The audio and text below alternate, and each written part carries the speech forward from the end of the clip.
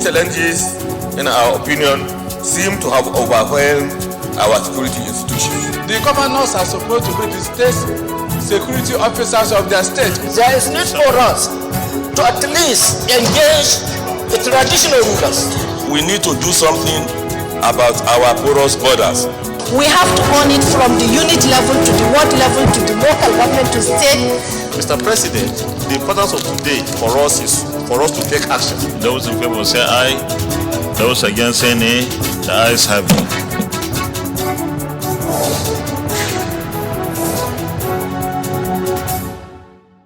Our vision from the start, therefore, was to lay a foundation for reforming the various aspects of our national life. 9th Senate winds up with a valedictory session. That the Nigerian police, for through the bill, be exempted from the contributory pension scheme. And 9th Senate passes Police Pension Board Bill seeking the exit of Nigeria Police from contributory pension scheme. Hello and welcome to this episode of Inside the Senate, the last for the 9th Senate. Our lineup includes the last legislations considered by the 9th Senate and of course its valedictory session. I am Hussaina Amina Aboki, urging you to stay tuned for the details after the short break. The Senate will send a message to the President to reap opportunities from that agreement. Raise a matter of urgent public importance, and we are aware that when this particular motion comes up for a longer term development, arise to second the motion. Those in favor of this prayer say aye. Those against say nay. The ayes have it.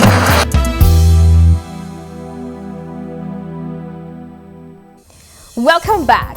The lifespan of the 9th Senate, which came into being on the 11th of June 2019, ended with a valedictory session on Saturday the 11th of June 2023. During the session, senators spoke on their achievements, even as they had words of encouragement for one another and the incoming legislature. Let's take a report on this historic moment.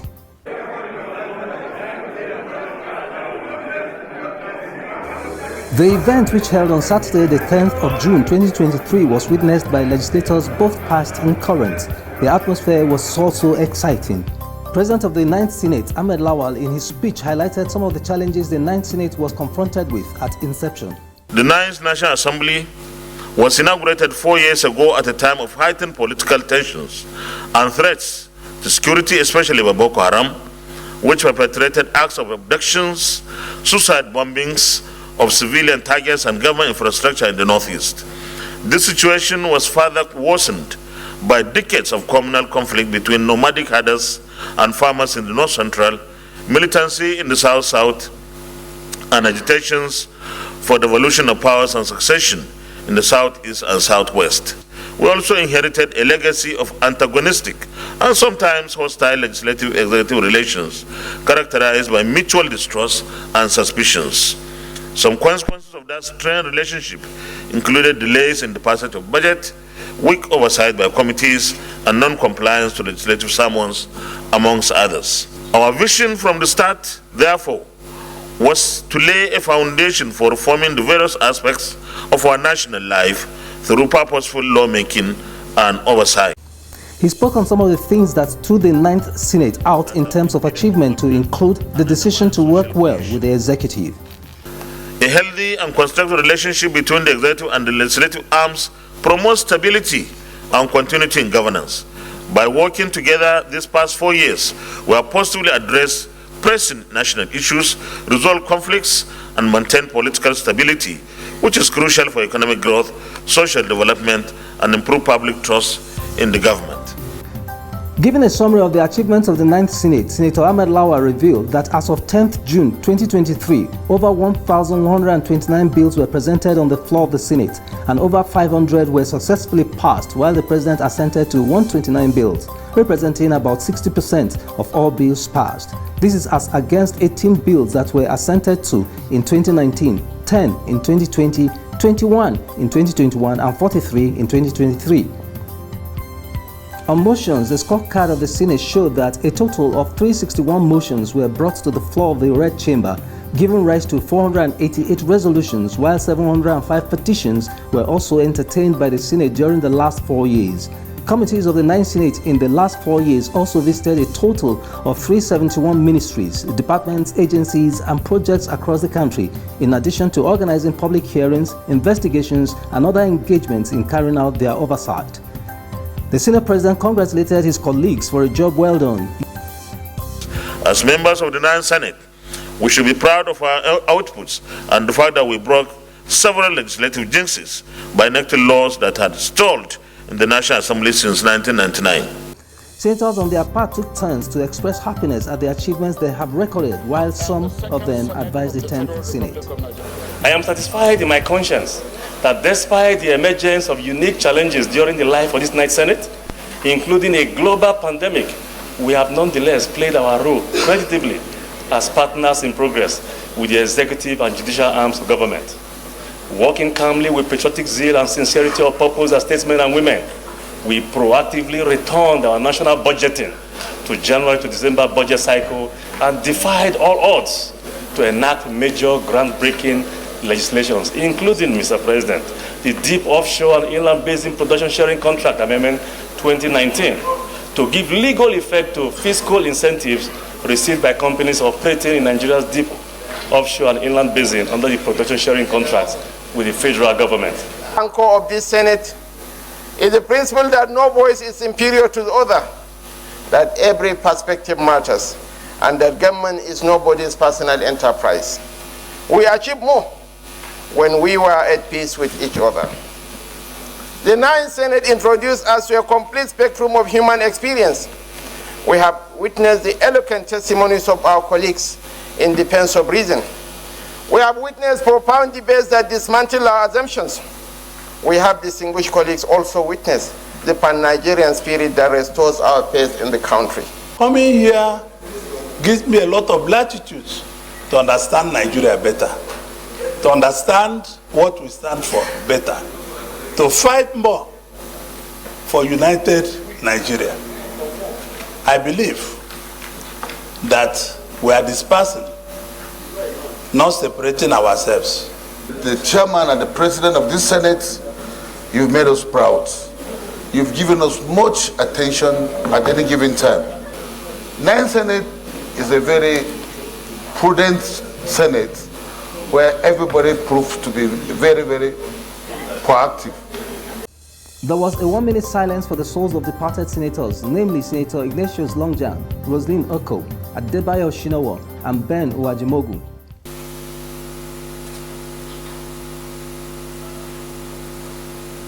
God will grant them eternal rest. Highlights of the occasion were group photographs and issuance of certificates of service to the senators.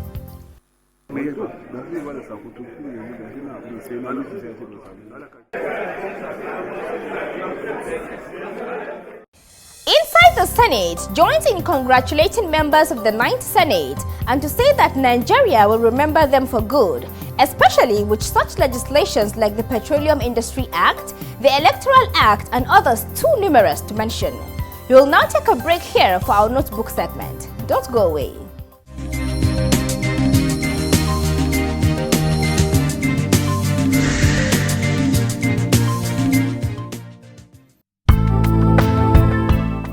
The legislative chamber is a revered hall used by parliamentarians across the world to enact laws, deliberate on issues and problems of constituents with a view to profiling solutions. It is a stage where legislative deliberations and actions are taken by the representative of the people to address the yearnings and aspirations of the citizenry. Legislators are protected from prosecution on account of remarks made in the chamber.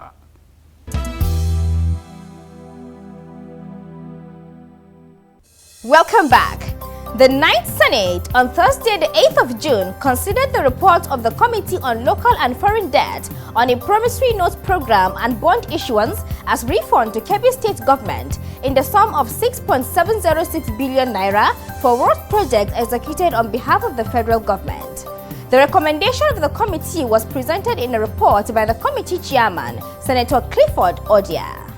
That the committee recommended that the state that the Senate approve the promissory note and bond issuance to settle outstanding claims and liabilities of Kebbi State government in the sum of 6,706,835,495 naira 12 kobo only. The report was approved. Earlier, on Wednesday, the 7th of June 2023, plenary was presided over by the Deputy Senate President, Senator Omo Agege, during which the Senate considered a motion on the need to via the sum of 255 million naira and 118 million naira in the 2022 and 2023 Appropriation Acts, respectively, for the e-library and dashboard of the National Assembly Library Trust Fund.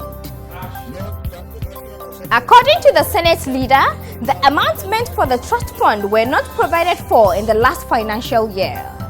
The environment of the sum appropriated for the National Assembly e-library and dashboard respectively will enhance the smooth take-up of the trust fund and invariably engender the attainment of the objectives of the Act under the 2022-2023 financial year. After one comment in support of the motion, it was resolved to urge the Senate to via the amount mentioned in the motion as a take-off grant for the National Assembly Library Trust Fund. Also considered same day was the Conference Committee report on the Sexual Harassment in Educational Institutions Prohibition Bill 2023. The report of this, alongside others, is compiled and presented from our studio. The Senate, at its plenary of Tuesday, 7th July 2020. The bill was passed by the Senate and House on the 7th of July 2020 with differences in the long title of the two versions of the bills, thereby needing harmonization by the Conference Committee. After working on it, the report of the committee was presented by the chairman, Senator Bamidele Okpeyemi. The Senate version was adopted, which is to read for the long title as a bill for an act to make comprehensive provisions for the prohibition and punishment of sexual harassment of students by educators and other persons in and out of tertiary educational institutions. Also considered was the Conference Committee report on the Nigerian French Language Village as an inter-university center for French Studies Establishment Bill 2023. The bill was passed by the Senate and House on Tuesday, the 6th of July 2021, with differences thereby necessitating the establishment of a conference committee on Wednesday, the 6th of April 2022. The report was presented by Chairman Senator Nora Ladi Dadut. The conference committee met and considered the two versions of the bill and unanimously resolved to adopt the Senate version of the bill on the ground that it reflects the parliamentary official protocol and best practices. The two reports were approved as recommended. In accordance with the provision of Section 151. Earlier on Tuesday, the 6th of June 2023, the former Senate President read a letter from President Bola Ahmed Tinubu requesting Senate's approval for the appointment of 20 special advisors. While hoping that the request will receive the expeditious consideration of the Senate, please accept the Single Senate President the assurances of my highest regards. Yours sincerely, Bola Ahmed Tinubu. Even without the nominees' names attached, the request was accorded accelerated action.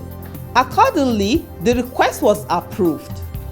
Same day, the Senate considered the report of the Committee on Police Affairs on the Nigerian Police Pension Board Establishment Bill 2023. The bill, sponsored by Senator Elisha Abo and seeking to exit the Nigerian police from the Contributory Pension Scheme PENCOM, scaled second reading on the 21st of June 2022 and was referred to the Committee on Police Affairs, which held a public hearing on the 20th of January 2023.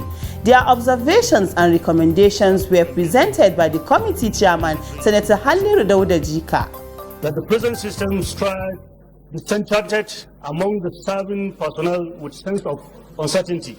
The Central Committee on Police Affairs, having considered the importance of the bill and the submission by the stakeholders on the need to improve the well-being of the retired police personnel, hereby recommends the following. That the Nigerian Police Force, through the bill, be exempted from the contributory pension scheme as enshrined in Section 5, Subsection 1 of the Police Reform Act 2014, to operate its own board, which shall be charged with the responsibility of payment of the pension gratuity to all retirees personnel of the force. One comment was taken on the report. The issue of pension for police officers is critical, and experience has shown that the lack of attention to police pensioners has been exploited by even bandits and other criminal elements. So I think this is a very, very important intervention by this Ninth Senate. This particular bill is a very, very important one, and I want to see it as one of the legacies that this Ninth Senate will be leaving behind. The report was then considered clause by clause in the Committee of the Whole, leading to the third reading and passage of the bill. The Senate President commented. This is a very important bill. It's supposed to motivate and also give some kind of comfort and support to police pensioners and those who are in service alike. And I believe that is going to be very important as part of our legacy. On even disbursement of loan. Also considered on the same day was the report of the ad hoc committee constituted to investigate the uneven disbursement of a 500 billion naira intervention to the 6 geopolitical zones of Nigeria by the Nigerian Development Bank, NDB. In a motion sponsored by Senator Ali Ndume on the 16th of November 2022, he quoted the bank's 2021 annual statutory report of 13 July 2022, showing that while Lagos State alone got 47% of the loan amounting to 227.01 billion naira, the whole of the 19 northern states got 11% amounting to 53.13 billion naira. After debating the motion, it was referred to an ad hoc committee under Senator Sani Musa for more investigation. Having done this, the committee chairman gave their findings and recommendations. Uneven disbursement of government financial interventions across the 6 geopolitical regions of the Federation were as a result of mode of operations, strategy, and eligibility criteria designed and operated by the development banks and financial institutions, their supervising ministries, and the Central Bank of Nigeria, which were without due consideration of the peculiarities that exist in the regions. The Development Bank of Nigeria should without delay onboard more participating financial institutions, especially in the undeserved regions, so as to bridge the gap in the disbursement of its loans. 2 comments were taken.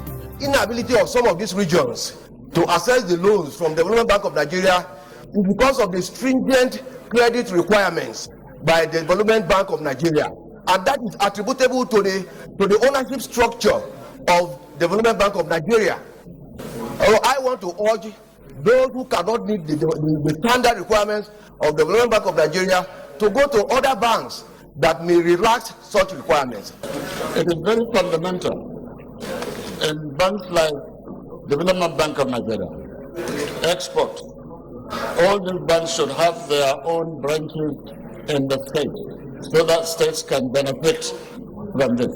But if it is centralized in one particular place, certainly other people are going to be affected. This room, we have the entire Nigerians being represented. And we were able to forge ahead. We're able to come together when we need to come together to make, very good decision for this nation. And we did that as good elder statesmen and women. I believe that we can, on this premise, we can build a nation that even our young ones will be proud of. With this, the committee's recommendations were adopted.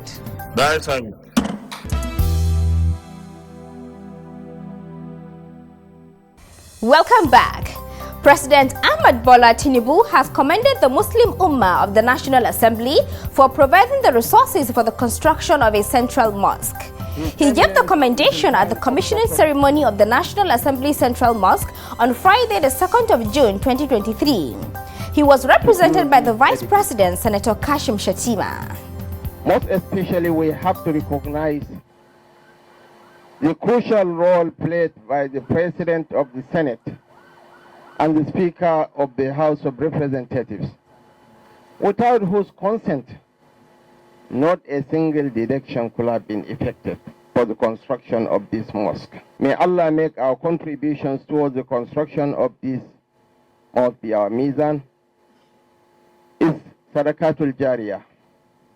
Even if we are gone, rewards from the construction of this mosque will follow us to our graves. For me, as I stand here, I speak on behalf of the members of the National Assembly.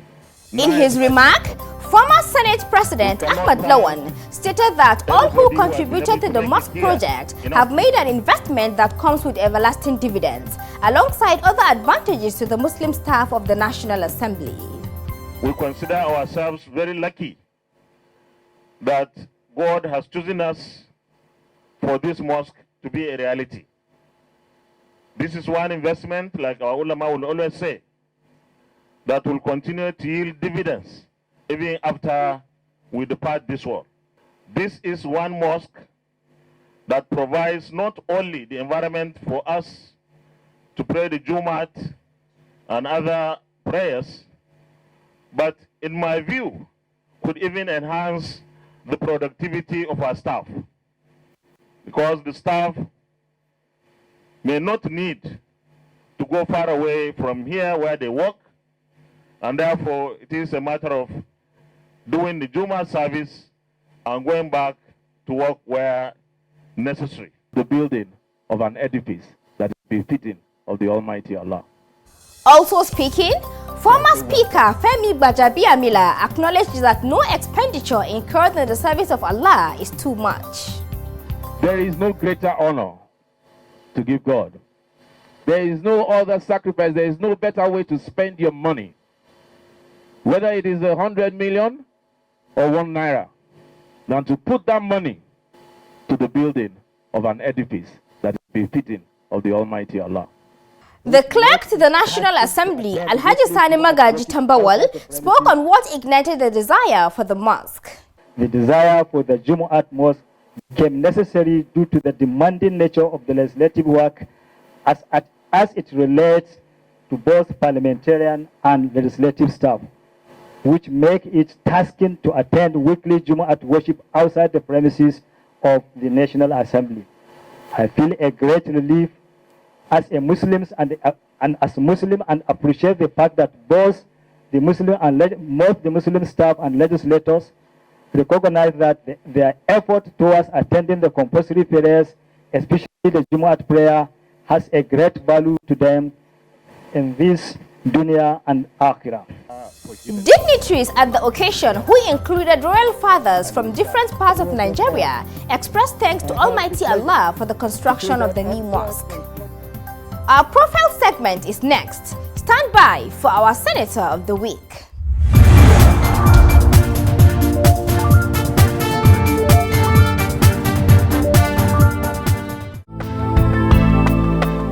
Senator Christopher Ekpeyon represented Akwa Ibom West Senatorial District in the outgoing 9th Senate.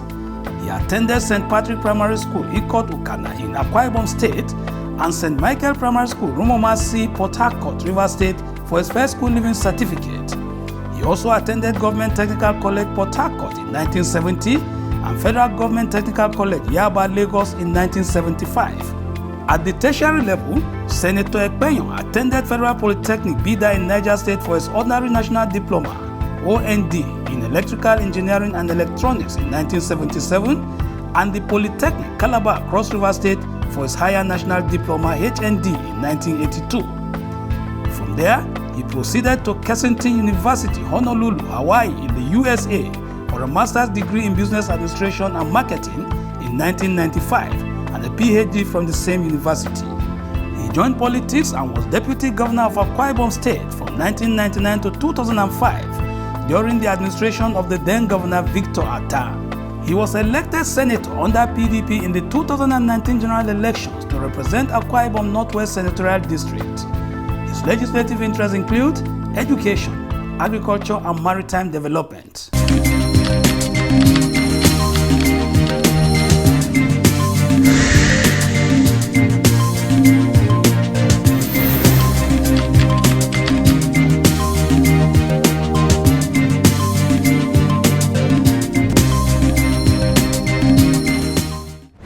With this, we come to the end of this episode of Inside the Senate, the last for the 9th Senate.